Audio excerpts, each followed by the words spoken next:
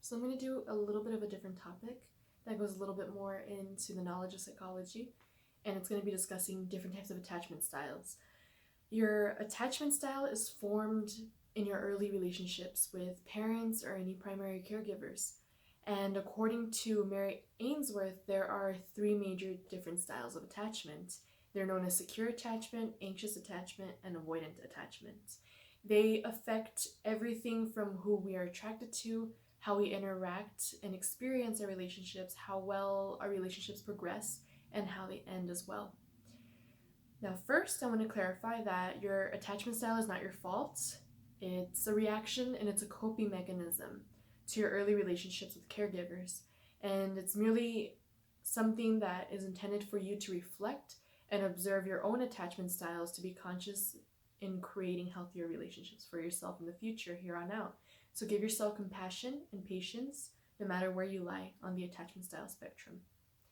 It can be observed in your childhood years to see where the root of it applies and how that affects your adult years, how that affects and transcends through all your ages, through all your phrases, and anything that it may be. And securely attached people, to go into a little general topic of it, generally have a healthy childhood and are better at approaching intimate relationships. So they are secure with who they are. In children, they typically were a little bit more exploring. They would have distress when their caregiver would be away, but they also had reassurance that they would be safe with their caregiver and that the caregiver was going to return, if that makes sense. Anxious and avoidantly attached people are the insecure attachment style, and they find intimacy to be more of a struggle to form. This is often because of trauma in early life, such as neglection, poor parenting, or an abusive relationship.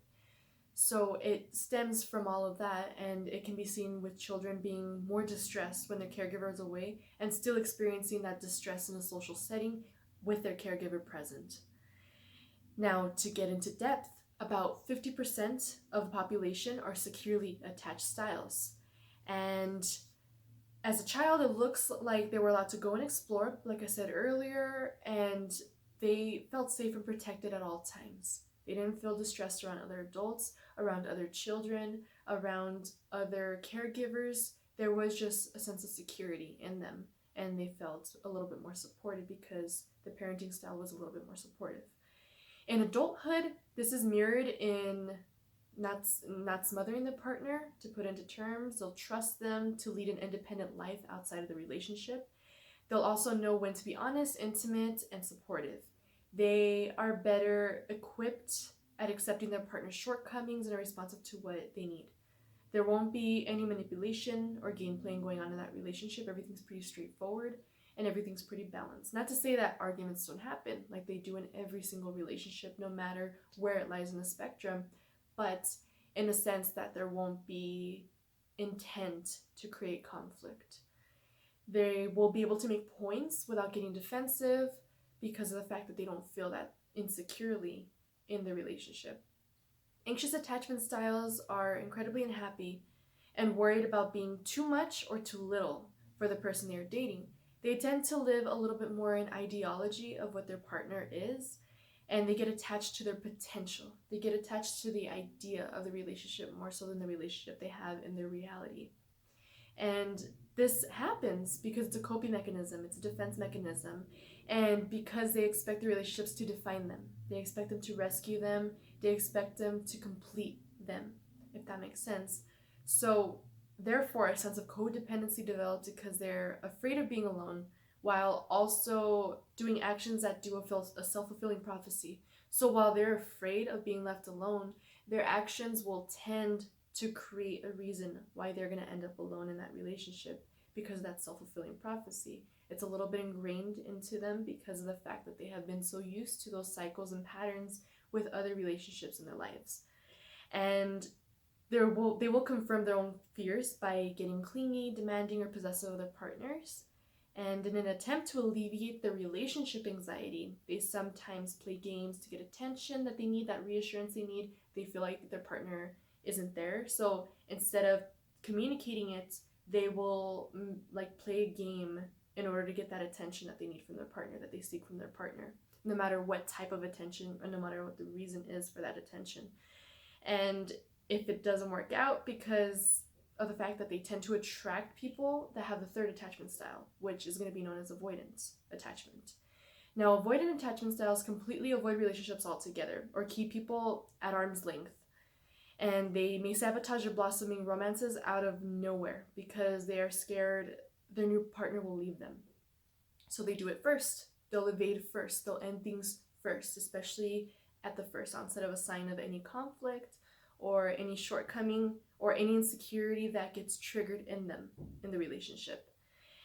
And because of that, it's an unconscious attempt to make sure that they don't go through what they went through with their primary caregivers during their childhood. So maybe they were neglected, maybe they were left, they didn't have the most reliable home environment. So therefore, they don't want to repeat that in their adult life.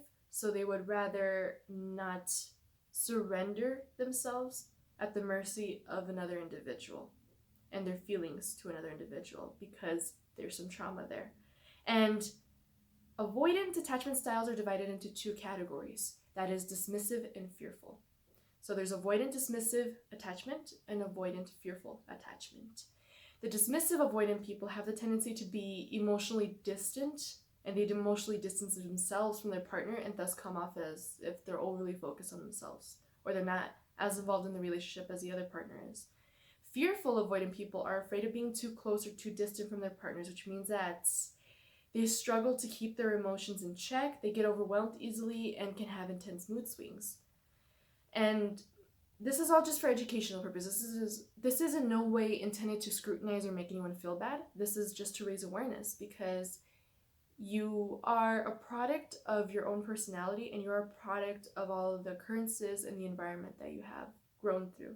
The people that you have engaged with, you accumulate that in your subconscious, you accumulate that in your brain and in your behaviors.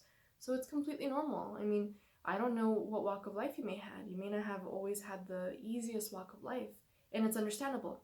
And now that you can understand that that may have manifested into adulthood in this way in your relationships, then you have control over what it is that you can work on, what it is that you can pass in order to achieve the relationships you do seek in life.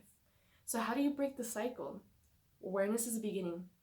Remember that you're not broken, okay? I don't want you to think you're broken if you fall into the insecure attachment styles.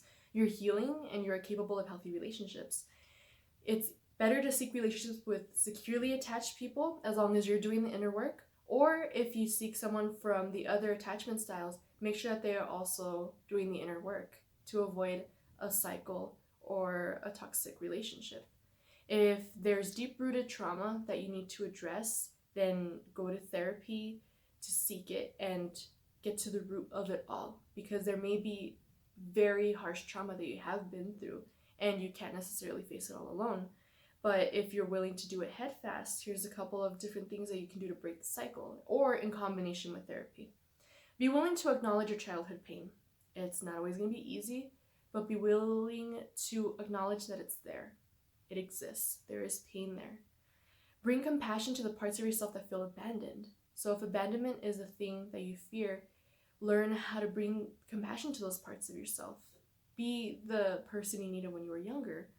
Question the validity of your fears when triggered. So if there is a fear that's triggered and it's not evidence-based, then, question it.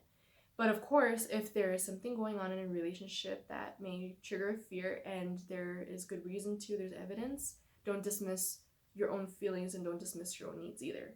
Just be able to differentiate what a red flag is and what a triggered insecurity is, if that makes sense. Learn to express your needs directly. So rather than internalizing it and observing to see if your relationship brings that to the table or not, be able to communicate your needs. That's the best thing you can do in your relationship, and that's the healthiest part of a relationship, is to have good communication with your partner. You need to share your abandonment fears with those who earn your trust, because there's some people out there that you cannot trust with your heart or you can't trust with your deep thoughts.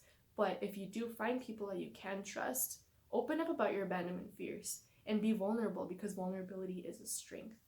Work with a therapist or guide consistently to build a healthy relational template to find out what relationship you need, what you need to bring to the table, or not even necessarily that, but just what you need to work on within yourself to be a whole person. That way you don't rely on someone to complete you.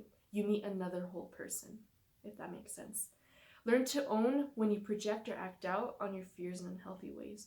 So another really, really big thing that is hard for many of us to do because of our egos, because of our pride, is to hold ourselves accountable and to really be like, oh, like, oh shit, like I projected or I did act petty. It takes a lot of guts to be able to hold yourself accountable, but that also develops a lot of strength in your character, and that is one of the biggest things that will actually help you grow because you're no longer in denial of anything that you do. You are facing it, and therefore you are resolving it. So do the inner work if you like to face this head on. You can challenge these insecurities and fears supported by our age-old working models, and you can develop new styles of attachment for sustaining a satisfying, loving relationship that you do seek. And remember that you aren't broken. You're healing. You're just trying to acknowledge the parts of yourself that have accumulated into your persona for as long as you've been alive. And it's normal. We're a product of our environments. We're a product of ourselves. It's your personality, your environment. It's the nature versus nurture. It's all of it combined. So just try to be introspective about who you are, what you seek, what you would like to work on, and what you would like to water. I hope this video has been helpful. Thank you and have a great day.